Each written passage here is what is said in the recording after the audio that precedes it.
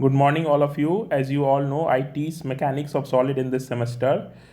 In the previous class, we talked about tensile testing of the materials and Hooke's law and some constants like modulus of elasticity, modulus of rigidity. Okay, that means in the present class, we study here first. I write MOS. Okay, and in present class we talk about principle of superposition. Okay, we talk about principle of superposition. ये काफ़ी important topic है for solving the numericals, जो specially आपके exam point of view से important है। सिर्फ SBT के syllabus में ही नहीं, बल्कि जो भी आप कॉम्पिटेटिव एग्जाम देंगे उसमें भी काफ़ी हैंडी है ये प्रिंसिपल। आपको इससे पहले इस प्रिंसिपल को समझने से पहले थोड़ा मैं रिकैप कर लूँ। जैसे मैंने आपको बताया था हुक्स लॉ। हुक्स लॉ मैंने क्या बताया था आपको कि up to the elastic limit, up to the elastic limit, stress is directly proportional to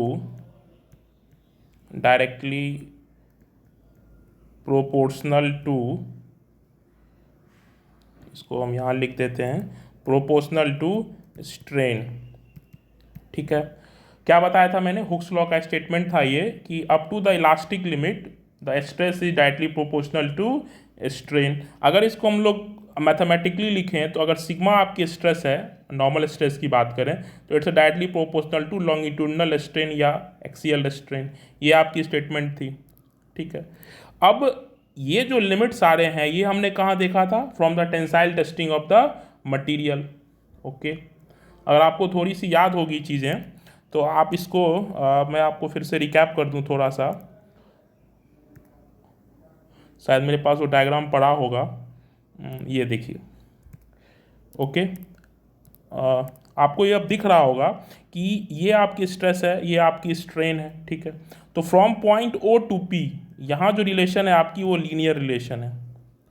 ideally हम देखें तो हुक्स लॉ सबसे best O to point P तक ही एक्ट होता है, लेकिन चूंकि पी और ई में बहुत डिफरेंस नहीं है और ई के साथ खूबसूरती ये है कि when we remove the load, when we remove the load, the body regains its shape and size. The body regains its shape and size.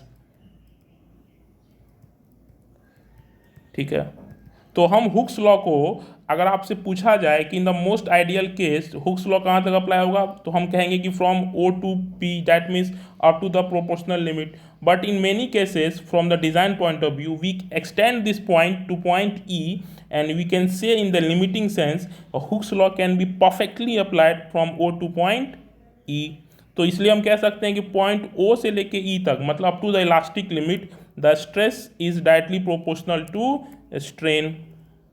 Stress is directly proportional to strain. ये क्या थी हमारी टेंसाइल टेस्ट से आई थी diagram, stress upon strain की।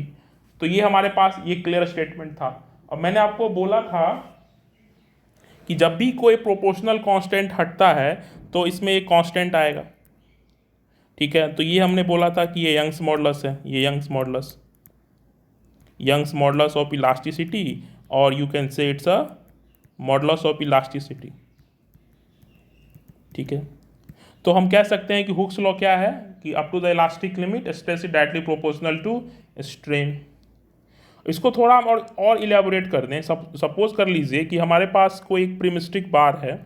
अब हम यहाँ देख सकते हैं एक टॉपिक और ऐड कर लीजिए आप कि इलोंगेशन ऑफ ए बार। यहाँ जब हम बार हम बोल रहे हैं, ये इसको स्पेसिमेन भी बोल सकते हैं, और ये हमारी प्रिज्मेटिक है। मतलब मैंने समझाया था आपको प्रिज्मेटिक का मतलब क्या है कि throughout its length its diameter is constant या its cross section is constant. Suppose first we take a cylindrical element, okay, that its cross section is circular. Okay, अब इसकी ये लॉन्गिट्यूडनल एक्सिस है। ठीक है, अब इसके इस लॉन्गिट्यूडनल एक्सिस के अलॉन्ग एक फोर्स लग रही है, सपोज कर लीजिए P, तो इसमें ये नॉर्मल स्ट्रेस जनरेट करेगी। इसकी जो डायमीटर है क्रॉस सेक्शन की वो D है, और इसकी जो इंड्स के बीच मतलब इसकी जो लेंथ है या हाइट है जो भी कह लीजिए आप, ये इसकी L है। ठीक है, तो अब अगर इसकी डायमीटर D है तो इसकी क्रॉस सेक्शन एरिया क्या होगी इस एलिमेंट की? π/4 D²। ओके, अब अगर हम ये मान लें कि ये जो लोडिंग है ये विद इन इलास्टिक लिमिट है, तो हम कह सकते हैं कि इस केस में stress is directly proportional to strain. What we say, stress is directly proportional to strain, तो stress is equal to Young's modulus into longitudinal strain. इसको हमने इक्वेशन 1 बोल दिया। अब इसको इसी इक्वेशन को आगे हम नॉर्मल टर्म्स में लिखें तो आप कह सकते हैं कि स्ट्रेस जो है यहाँ से क्या आया था, फ्रॉम इक्वेशन 1 से, फ्रॉम इक्वेशन 1 से स्ट्रेस क्या था, स्ट्रेस क्या था,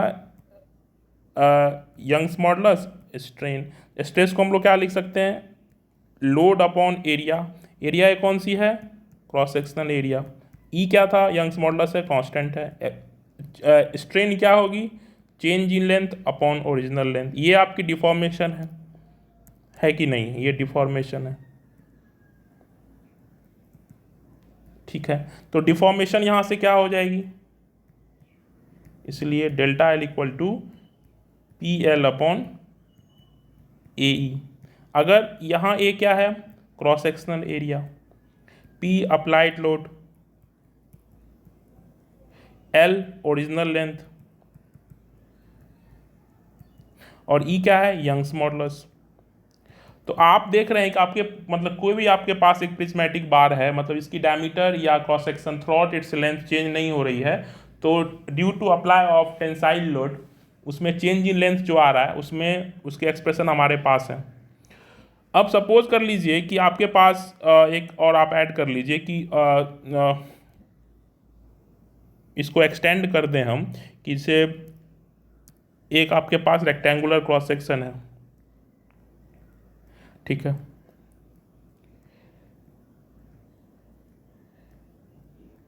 ये जो है इसकी ये जो क्रॉस सेक्शन है इसकी, सपोज कर लीजिए कि ये विड्थ जो है आपकी ये B है, और ये जो हाइट है ये आपकी H है, और एक लोड इस पे F लग रहा है।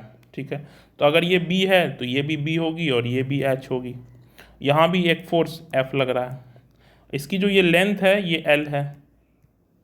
तो इस केस में अगर आपसे पूछा जाए कि डेल्टा L क्या होगा, नॉर्मल कंडीशन इस जो बॉडी इसकी यंग्स मॉडुलस E है, तो डेल्टा L क्या होगा यहाँ से, FL अपॉन AE, और A की वैल्यू क्या होगी यहाँ पे, A की वैल्यू क्या होगी एरिया क्रॉस सेक्शन की, B इंटू H। ठीक है, तो यहाँ भी आप देख सकते हैं कि ये भी एक तरह का प्रिज्मेटिक बार है, क्योंकि जो क्रॉस सेक्शन एरिया है यहाँ भी वही है। अगर आप देखें तो यहाँ भी एरिया अगर आप निकालना चाहें तो इस केस में भी एरिया B इंटू H ही होगी। तो through out the cross section इसकी एरिया चेंज नहीं हो रही है। ठीक है, यहाँ भी एरिया क्या होगी इसकी, B इंटू H ही होगी। तो इस केस को हम लोग इस तरह के बार को हम लोग स्पेसिमेन को क्या बोलते हैं, प्रिज्मेटिक बार और स्पेसिमेन। ठीक है, तो यहां तक बात क्लियर हो गई। अब हम लोग जो स्टेटमेंट पढ़ने जा रहे हैं वो है आपका प्रिंसिपल ऑफ सुपरपोजिशन। क्या हम लोग पढ़ने जा रहे हैं अभी, प्रिंसिपल ऑफ सुपरपोजिशन।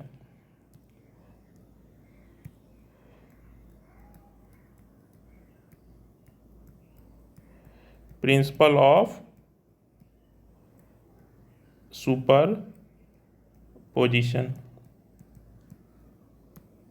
सबसे पहले हम लोग इसका स्टेटमेंट देख लेते हैं कि स्टेटमेंट क्या है। This the principle of superposition, the principle of superposition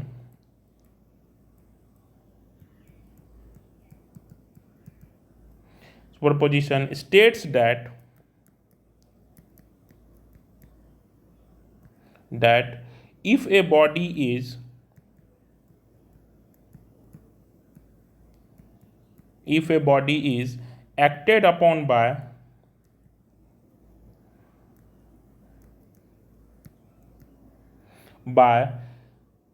a number of loads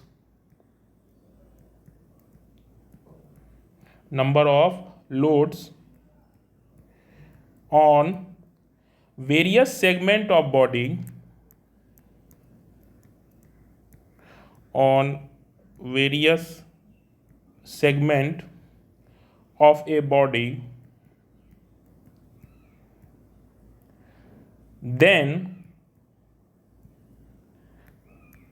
the net effect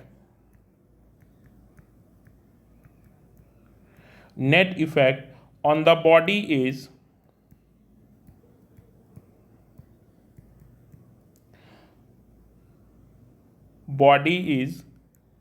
the sum of the effects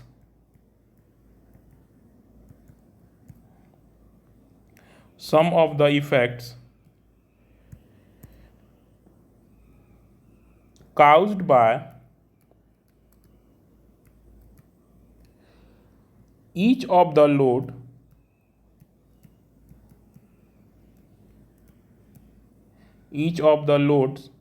कह दीजिए acting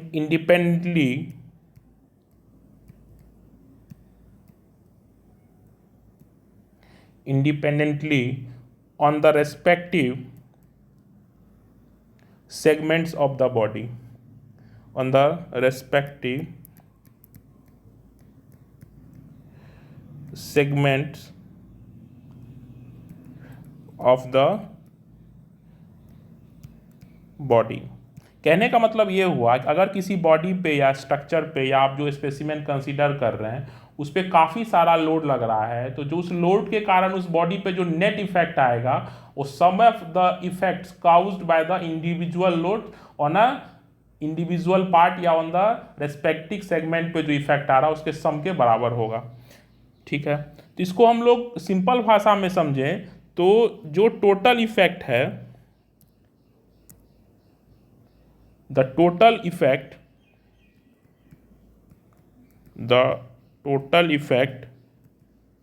due to set of load is same as the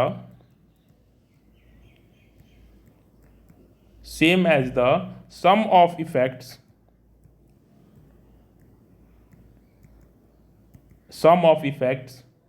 of individual load।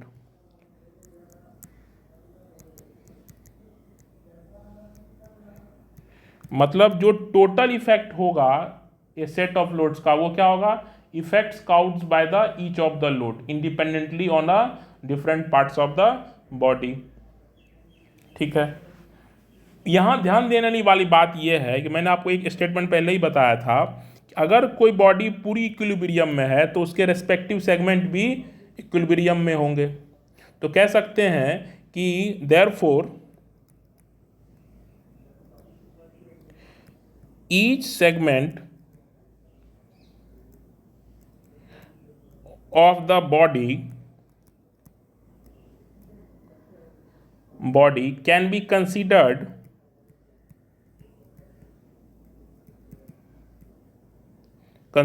in equilibrium।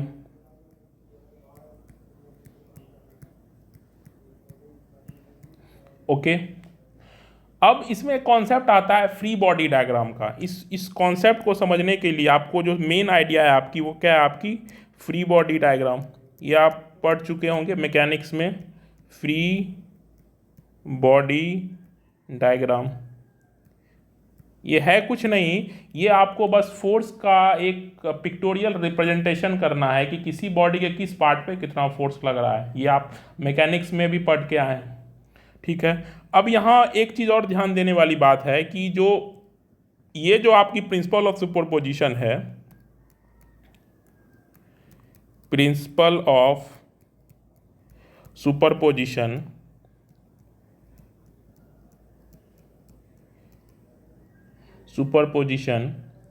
is applicable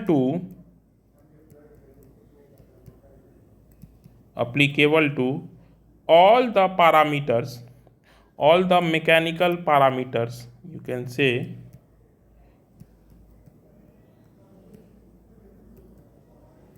parameters like stress, strain and deflection. हम लोग आगे देखेंगे deflection के बारे में। मैंने क्या बताया आपको, ये जो प्रिंसिपल ऑफ सुपरपोजिशन है ये मोर और लेस हर तरह के जो भी आपके मैकेनिकल पैरामीटर्स हैं उसमें वो इफेक्ट करेगा। अब यहाँ ध्यान देने वाली बात है कि ये जो प्रिंसिपल है इसमें एक डिस्क्लेमर है, ये प्रिंसिपल वहाँ अप्लीकेबल नहीं रहता है जहाँ पे आपकी जो रिलेशन है स्ट्रेस और स्ट्रेन की वो नॉन लीनियर है। That means this relation, this principle, you can say principle doesn't applicable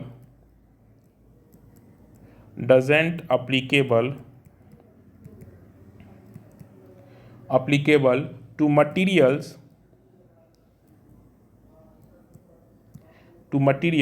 with non-linear characteristic, with non-linear characteristics।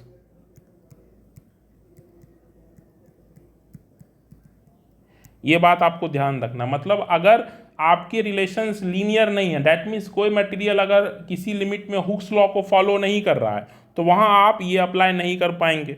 मतलब हुक्स लॉ को अगर फॉलो कर रहा है तो प्रिंसिपल ऑफ सुपरपोजिशन भी अप्लीकेबल हो सकता है। ये बात आपको समझना है कि जब हुक्स लॉ नहीं एक्ट होगा तो प्रिंसिपल ऑफ सुपरपोजिशन एक्ट नहीं होगा। मतलब एक दूसरे के आपस में इंटर रिलेटेड हैं। अगर प्रिंसिपल ऑफ सुपरपोजिशन आपको लगाना है तो आप पहले इंश्योर कर लीजिए कि वो हुक्स लॉ को फॉलो कर रहा है कि नहीं कर रहा है। अब इसको हम लोग डिटेल्ड फ्री बॉडी, जिसको हम लोग शॉर्ट में एफबीडी बोलते हैं, जिससे इसको समझेंगे कि ये किस तरह से हो रहा है। तो सपोज कर लीजिए कुछ एग्जांपल्स इसको देखते हैं हम लोग। जैसे ये एग्जांपल हम लोग लेते हैं, ठीक है। अब यहाँ ध्यान दीजिए आप कि ये एक आपकी मैकेनिकल स्पेसिमेन है, इट्स अ स्पेसिमेन, ठीक है।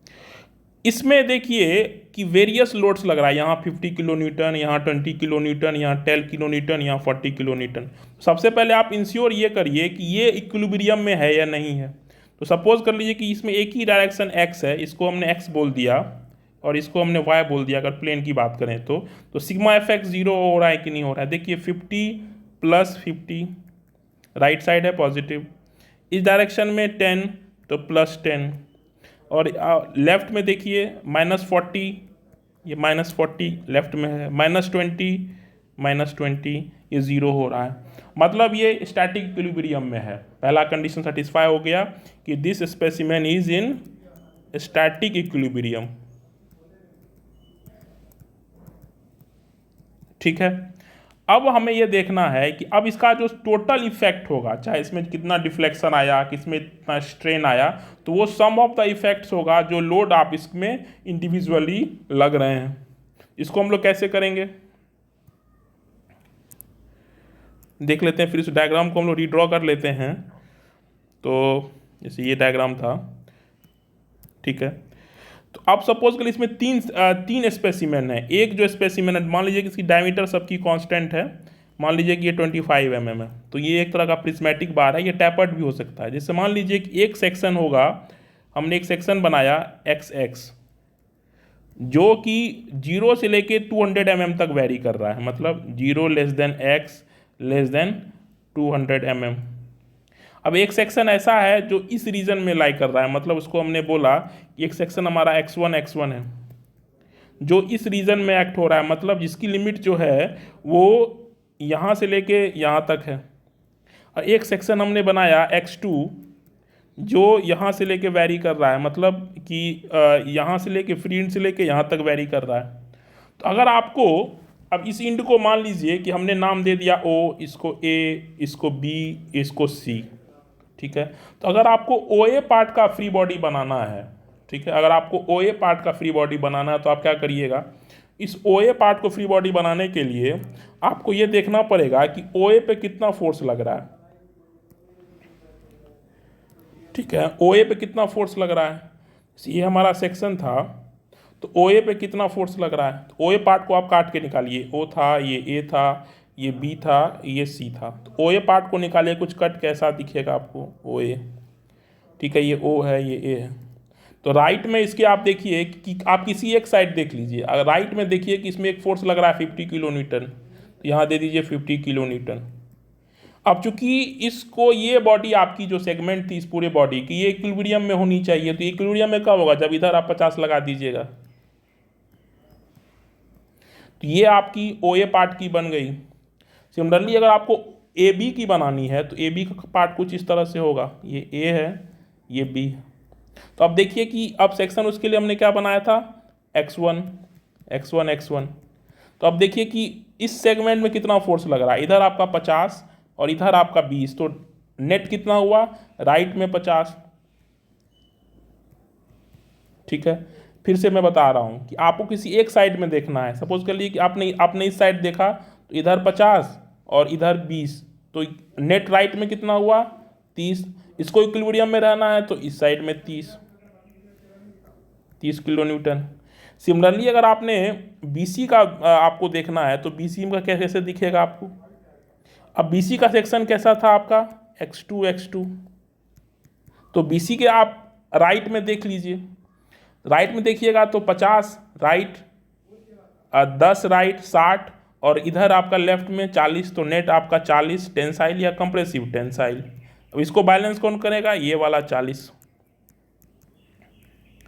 तो अगर हम इसकी एफबीटी को देखें तो ए बी पार्ट पे कितना फोर्स लग रहा है 50 किलो न्यूटन, ए बी जो टेंसाइल है जो आपका सॉरी ओ ए पे 50 किलो न्यूटन, ए बी पे 30 kilo newton tensile and B C पे भी 40 किलो न्यूटन टेंसाइल। अब किसी का कहना होगा नहीं सर हम इसको लेफ्ट से देखेंगे, ठीक है, इसको हम लोग क्या करेंगे लेफ्ट से देखेंगे। तो इसको अगर आप लेफ्ट से देखना चाहें तो उस डायग्राम को फिर से रीड्रॉ कर लेते हैं हम।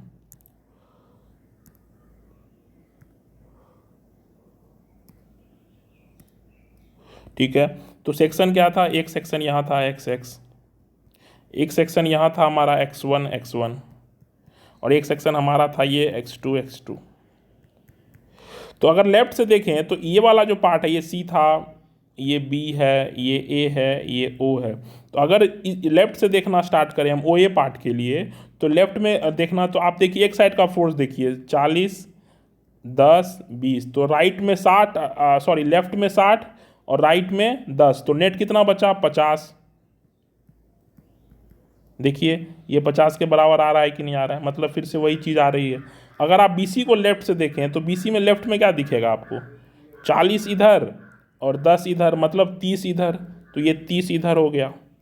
इसको बैलेंस करने के लिए क्या आएगा 30 इधर आएगा। सिमिलरली अगर इस पार्ट को देखें CB वाले पार्ट को तो राइट में आपका 40, इसको बैलेंस करने के लिए 40 इधर आएगा, जैसा कि हमको पिछले केस में मिला था। तो आप किसी भी सेक्शन से देखिए कि अब आपको एक सोचना पड़ेगा कि किस साइड से देखने समय कम फोर्स दिखेगा, तो कैलकुलेशन करने में आसानी होगी। तो अगर हम OA पार्ट को देखें तो हमें राइट साइड से देखने में भलाई हो कि इसमें एक ही फोर्स दिख रहा है। तो अगर OA को देखें तो राइट में हमें एक ही फोर्स दिख रहा है, तो 50 हमने कर दिया, तो इसको बैलेंस करने के लिए इधर 50, ठीक है। सिमिलरली अगर हम BC को देखें तो राइट से देखें कि लेफ्ट से देखें हमें कोई फ़र्क नहीं पड़ रहा है, तो कोई भी आप एक ले लीजिए। तो अगर हम इसको राइट से देख रहे हैं तो इधर 50 और इधर 20, किसमें x1 सेक्शन के लिए फॉर द पार्ट AB। तो इसमें क्या होगा AB पार्ट के लिए इधर हो गया आपका 30, इधर भी 30।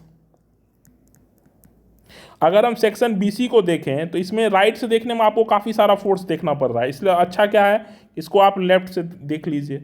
तो अगर हम BC का डायग्राम बनाए तो ये आपकी B है, ये C है, तो इधर 40 इधर भी 40।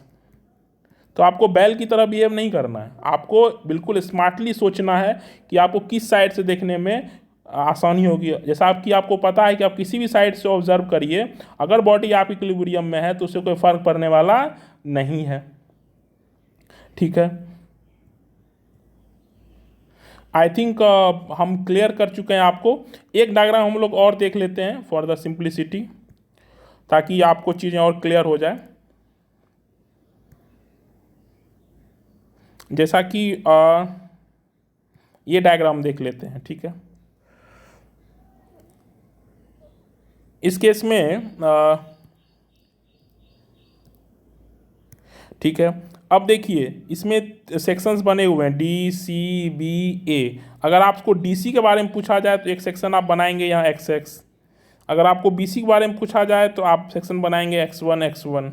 अगर आपको ए बी के बारे में पूछा जाए तो आप सेक्शन बनाएंगे एक्स टू एक्स टू। तो सी डी वाले पार्ट पे नेट फोर्स कितना दिखेगा आपको? राइट देखने में आसानी है तो राइट देख लीजिए 80, तो इधर 80। ठीक है, अब हम BC पे आए तो BC में राइट में देखने में हमें ऐसा मतलब लग रहा है कि राइट से देखेंगे तो 80 इधर है, 330 इधर। इसका मतलब BC वाले पार्ट पे कंप्रेसिव स्ट्रेस आएगा 250 किलो न्यूटन का इस साइड से भी,